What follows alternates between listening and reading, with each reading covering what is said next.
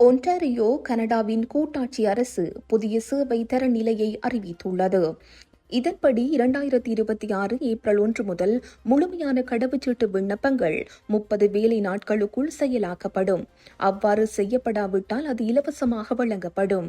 புதிய கொள்கையின் கீழ் சிறப்பு சேவை கனடா மையங்களில் தேவையான அனைத்து ஆவணங்களுடனும் விண்ணப்பிக்கும் நபர்கள் 30 வேலை நாட்களை மீறி செயலாக்கம் தாமதமானால் கடவுச்சீட்டு கட்டணத்தை முழுமையாக திரும்பப் பெறுவார்கள்.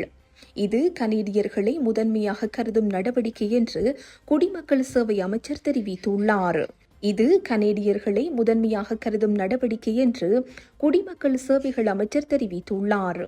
பயணம், வேலை, குடும்ப இணைவு ஆகியவற்றுக்கு கடவுச்சீட்டு மிக அவசியமானது என்பதை நாங்கள் அறிவோம். காலத்திற்கு உட்பட வழங்க முடியாவிட்டால் நீங்கள் கட்டணம் செலுத்த வேண்டியதில்லை.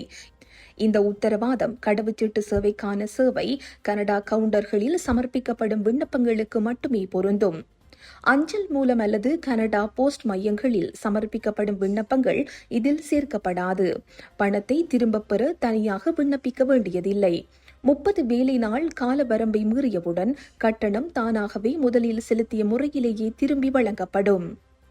விண்ணப்பம் முழுமையானதாக ஏற்கப்பட்ட பின்பே 30 நாள் கணக்கெடுப்பு தொடங்கும். கையொப்பம் இல்லாமை, தவறான உத்தரவாததாரர் தகவல் அல்லது தவறான புகைப்படங்கள் இருந்தால் அவை சரி செய்யப்படும் வரை கால வரம்பு நிறுத்தப்படும்.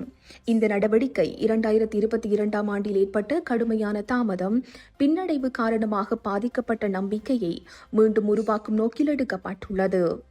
இந்த புதிய தரநிலை 2026 ஆண்டின் பயண உச்சகட்டத்தை முன்னிட்டு கனடா தங்களின் பணியாளர்களை அதிகரித்து செயல்முறைகளை மேம்படுத்துவதற்கான காலத்தை வழங்கும் வகையில் ஒரு ஆண்டிற்குள் அமுலுக்கு வரும்.